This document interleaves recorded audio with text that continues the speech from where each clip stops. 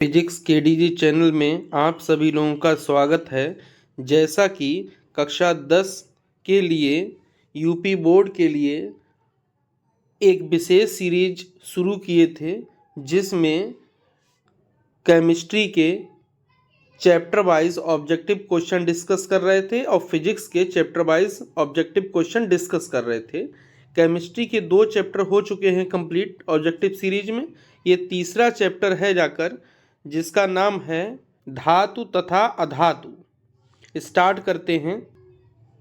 सबसे पहला क्वेश्चन है, पीतल है। ऑप्शन है यौगिक, उपधातु, मिश्र धातु, बिस्मांगी मिश्रण। तो इसमें जो पीतल है वो मिश्र धातु है। तीसरा ऑप्शन हमारा करेक्ट हो जाएगा। नेक्स्ट क्वेश्चन है, एंटीमनी है। धातु, उपधातु, अक्रिय गैस, अधातु। तो एंटीमनी जो है यह एक उपधातु है। क्या है? उपधातु है। मोस्ट इंपॉर्टेंट है, कई बार एग्जाम में पूछा गया है। जर्मन सिल्वर में कौन सी धातु नहीं होती है? तो जर्मन सिल्वर में सिल्वर ही नहीं होती है। सिल्वर का संकेत होता है Ag, यानी इसका फोर्थ ऑप्शन सही हो जाएगा Ag। अमलगम होता है। तो अमलगम कैसा मिश्रण है? बिस्मांगी मिश्रण यौगिक है, मिश्र धातु है, यौगिक है या उपधातु है? तो अमलगम जो है वो मिश्र धातु है। इसका सेकंड वाला ऑप्शन करेक्ट हो जाएगा। नेक्स्ट क्वेश्चन, साधारण ताप पर द्रव धातु है। तो साधारण ताप पर जो द्रव धातु है वो Hg है। कौन सा है? Hg। तो फोर्थ ऑप्शन इसमें करेक्ट हो जाएगा। नेक्स्ट क्वेश्चन, धातु वे तत्व होते हैं जो विद्युत तथा ऊष्मा के कुचालक होते हैं। ये ऑप्शन गलत है। ऋणात्मक बनाने की प्रवृत्ति रखते हैं, ये भी क्वेश्चन गलत है। पीटने पर टूट जाते हैं, ये भी क्वेश्चन गलत है, ये भी गलत है। धनायन बनाने की प्रवृत्ति होती है, ये ऑप्शन बिल्कुल करेक्ट है जाके। तो इसका चौथा ऑप्शन करेक्ट हो जाएगा। नेक्स्ट क्वेश्चन, धातुओं के ऑक्साइड होते हैं। देखिए, धातुएं जो होती हैं वो क्षारीय प्रकृति की होती हैं, तो इनके ऑक्साइड भी कैसे होंगे? क्षारीय। तो तीसरा ऑप्शन बिल्कुल करेक्ट हो जाएगा जाकर। नेक्स्ट, धातु जो सामान्य ताप पर द्रव अवस्था में पाई जाती है, द्रवस्था में होती है, तो इसमें पारा करेक्ट हो जाएगा। नेक्स्ट, मुद्रा धातु है। मुद्रा धातु का मतलब होता है जिससे सिक्के बनाए जा सकें। तो सिक्के Ag से, सिल्वर से बनाए जा सकते हैं, तो इसमें ऑप्शन सही सिल्वर हो जाएगा। मुद्रा धातुएं किसे कहते हैं? सोना हो गया, चांदी हो गया, ये सब मुद्रा धातुएं हैं, क्योंकि इनसे सिक्के बनाए जा सकते हैं, यानी मुद्रा बनाई जा सकती है, तो इनको सबको मुद्रा धातुएं कहते हैं। नेक्स्ट क्वेश्चन, धातु जो सरलता से ऑक्सीकृत होती है, सरलता से ऑक्सीकृत होती है, वो है Al। क्या है? Al। ये भी मोस्ट इंपॉर्टेंट है, कई बार बोर्ड परीक्षा में आया है।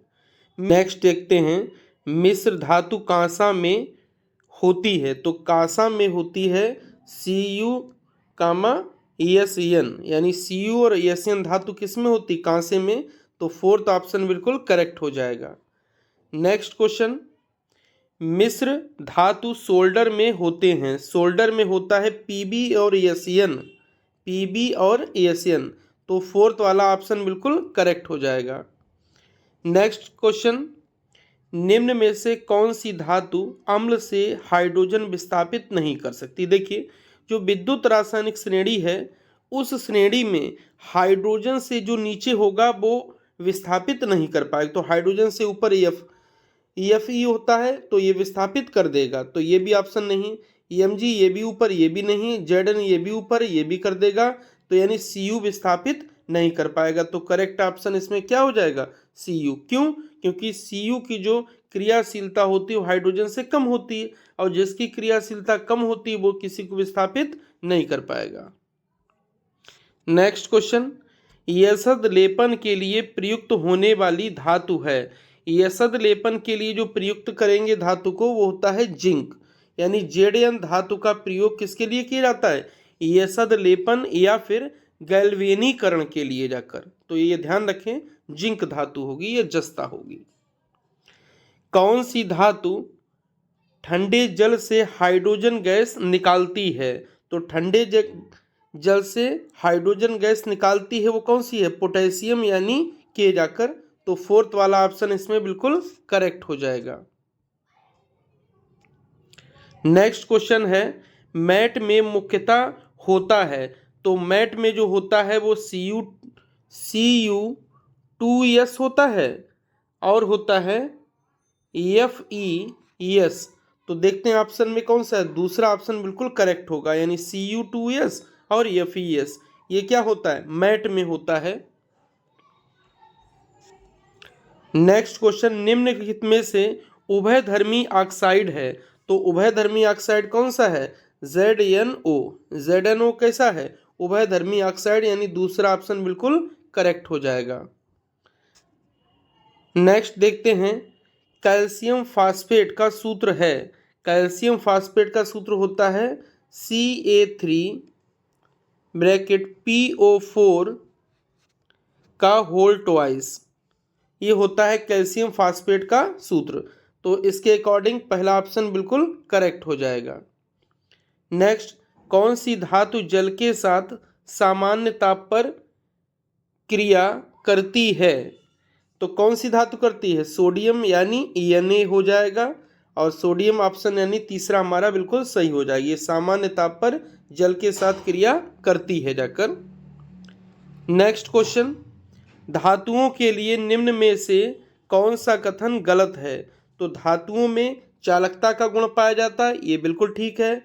धातुओं में इलेक्ट्रॉन त्यागने की प्रवृत्ति होती, ये भी बिल्कुल ठीक है। धातुएं धनायन बनाती हैं, ये भी बिल्कुल ठीक है। धातुएं सदैव सह संयोजक यौगिक बनाती हैं, ये ऑप्शन गलत है जाकर, क्योंकि जरूरी नहीं कि सह संयोजक बनाएं। धातुएं आयनिक यौगिक भी बनाती हैं, जैसे NaCl हो गया है जाकर। तो Na इसमें क्या है? धातु है जाकर। अगर इसको ब्रेक करेंगे तो क्या हो जाएगा? Na+ जाकर और Cl- जाके। तो धातुएं आयनिक यौगिक भी बनाती हैं, सदैव सहसंयोगिक नहीं बनाती, इसलिए करेक्ट गलत जो ऑप्शन होगा वो आपका फोर्थ वाला ऑप्शन गलत हो जाएगा। एल्यूमिनियम की सतह पर ऑक्सीजन की परत चढ़ाने की प्रक्रिया कहलाती है एनोडिंग या फिर एनोडीकरण। मोस्ट इंपॉर्टेंट क्वेश्चन है ये, कई बार एग्जाम में पूछा गया है। निम्न में से कौन सा तत्व धात्विक है? धात्विक का मतलब कौन सी धातु है? तो दूसरा ऑप्शन बिल्कुल करेक्ट हो जाएगा, लिथियम, Li। नेक्स्ट क्वेश्चन, जस्ता धातु हाइड्रोक्लोरिक अम्ल से अभिक्रिया करके कौन सी गैस निकालती है? अब जस्ता धातु यानी Zn होगा, हाइड्रोक्लोरिक है यानी HCl होगा, और 2 यहाँ पे लगा लेते हैं। तो अभिक्रिया जब हो जाएगी तो आ जाएगा ZnCl2 और प्लस में हो जाएगा H2। प्लस में क्या हो जाएगा? H2, यानी हाइड्रोजन गैस मुक्त करती, तो पहला ऑप्शन बिल्कुल करेक्ट हो जाएगा। ताम्र ग्लांस का रासायनिक सूत्र होता है। तो ताम्र ग्लांस का रासायनिक सूत्र होता है Cu2S। मोस्ट इंपॉर्टेंट है, ये भी कई बार आया है, Cu2S। नेक्स्ट क्वेश्चन, क्लोराइड अयस्क का उदाहरण है। तो क्लोराइड अयस्क का उदाहरण है हार्न सिल्वर। क्या है? Horn silver. सूत्र इसका होता है AgCl। सूत्र भी कई बार एग्जाम में पूछा गया है, तो ऑप्शन करेक्ट हो जाएगा हार्न सिल्वर। ये क्लोराइड अयस्क है क्योंकि इसमें क्लोरीन यानी Cl उपस्थित है। तांबे का अयस्क है। तो तांबे का अयस्क है मैलेकाइट। तांबे का अयस्क क्या है? मैलेकाइट है, और इसका रासायनिक सूत्र भी पूछा जाता है, तो CuCO3 हो जाएगा और डॉट में CuOH का whole twice. Next question, calcium nitrate का रासायनिक सूत्र है। तो कैल्शियम नाइट्रेट का जो रासायनिक सूत्र हो जाएगा वो हो जाएगा CaNO3 का होल ट्वाइस। इसके अकॉर्डिंग में फोर्थ वाला ऑप्शन बिल्कुल करेक्ट हो जाएगा, यानी CaNO3 का होल ट्वाइस। ये कैल्शियम नाइट्रेट का रासायनिक सूत्र है। बाह्यतम कोश में 7 इलेक्ट्रॉन वाला तत्व होता है। तो 7 इलेक्ट्रॉन जिसके बाह्यतम कोश में होते हैं वो होती है अधातु, यानी फोर्थ वाला ऑप्शन बिल्कुल ठीक हो जाएगा, अधातु। तो नेक्स्ट देखते हैं, कार्बोनेट अयस्क को सीमित वायु में अथवा वायु की अनुपस्थिति में उच्च ताप तक गर्म करके ऑक्साइड बनाने की प्रक्रिया कहलाती है। तो ये प्रक्रिया कहलाती है निस्तापन। मोस्ट इंपॉर्टेंट है, कौन सी प्रक्रिया कहलाती है? निस्तापन है। पृथ्वी की भूपर्पटी में प्राकृतिक रूप से पाए जाने वाले तत्व या यौगिक को कहते हैं। तो ऐसा यौगिक कहलाता है खनिज, यानी जो प्राकृतिक रूप से पृथ्वी में पाए जाते हैं उनको हम कहते हैं खनिज।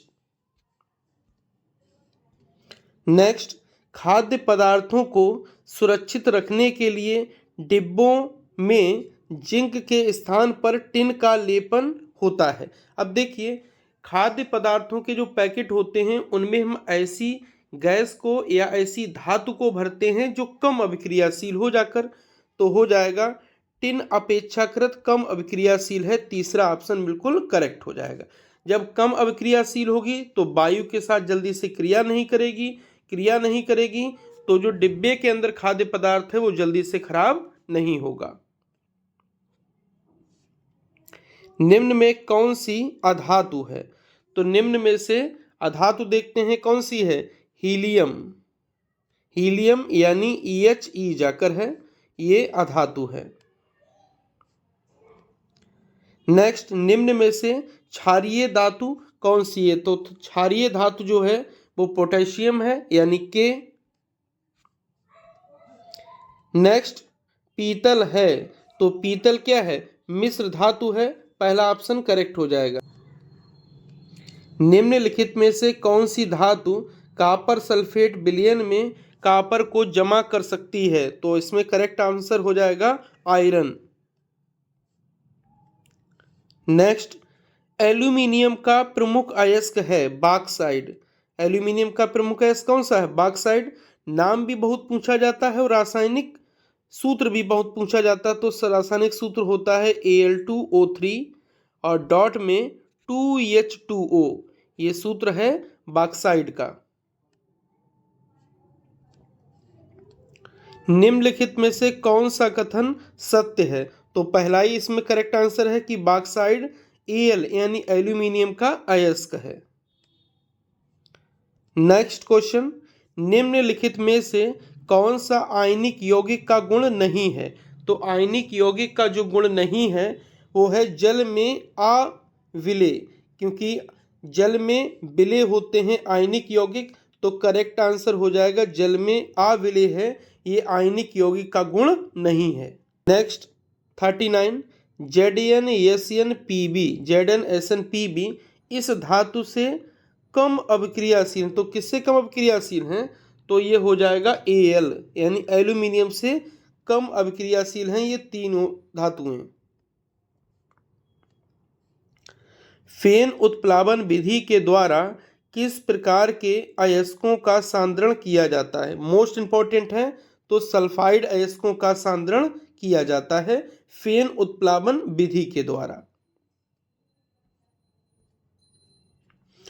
प्रकृति में पाए जाने वाले वे पदार्थ जिन में से विभिन्न तत्व कम खर्चे में आसानी से निष्कासित किए जा सकते हैं अयस्क कहलाते हैं। यानी किसी चीज को अगर करना हो तो कम खर्च में प्राप्त हो जाए तो उसको हम कहेंगे अयस्क जाकर। फफोलेदार तांबे में कॉपर की प्रतिशत मात्रा होती है, मोस्ट इंपॉर्टेंट है 98% जाकर। इस हिसाब से तीसरा ऑप्शन बिल्कुल करेक्ट हो जाएगा।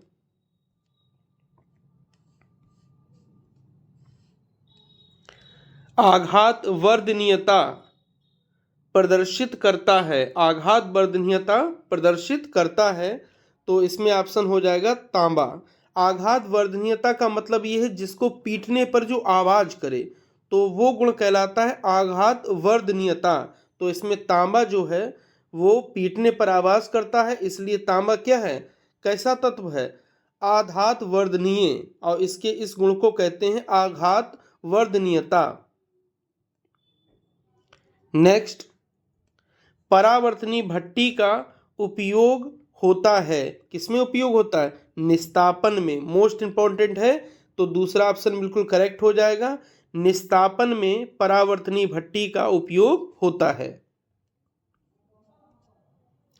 नेक्स्ट, अमोनिया गैस को शुष्क करने के लिए निम्न में से किस पदार्थ का उपयोग किया जाता है, तो कैल्शियम ऑक्साइड का उपयोग करते हैं हम अमोनिया गैस को शुष्क करने के लिए।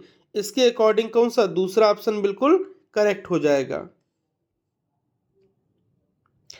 तांबे का अयस्क है, ये रिवाइज क्वेश्चन है, तांबे का जो अयस्क है जाकर वो मैलेकाइट है, तो तीसरा ऑप्शन बिल्कुल करेक्ट हो जाएगा, मैलेकाइट। कॉपर पाइराइट का सूत्र है, तो कॉपर पाइराइट का सूत्र है, ये भी मोस्ट इंपॉर्टेंट है, CuFeS2, CuFeS2, ये कॉपर पाइराइट का सूत्र है, तो पहला वाला ऑप्शन करेक्ट हो जाएगा। SO2 का जलीय विलयन कहलाता है, मोस्ट इंपॉर्टेंट क्वेश्चन है, SO2 का जलीय विलयन कहलाता है, तो सल्फ्यूरस अम्ल हो जाएगा, यानी तीसरा ऑप्शन बिल्कुल करेक्ट हो जाएगा। कांसे की प्रतिमाएं बनाई जाती हैं, तो कॉपर और टिन से, तो तीसरा ऑप्शन बिल्कुल ठीक हो जाएगा, यानी कॉपर और क्या होगा, टिन होगा, यानी ESEN होगा, इससे कांसे की प्रतिमाएं बनाई जाती हैं। कॉपर पाइराइट को वायु में गर्म करके सल्फर को दूर करने की क्रिया कहलाती है, सल्फर को दूर किया जाता है तो वह क्रिया कहलाती है भर्जन, यानी तीसरा ऑप्शन बिल्कुल हमारा करेक्ट हो जाएगा। इसी के साथ 3 चैप्टर के केमिस्ट्री में ऑब्जेक्टिव क्वेश्चन एंड हो गए हैं। 4th चैप्टर के ऑब्जेक्टिव बहुत जल्द आएंगे।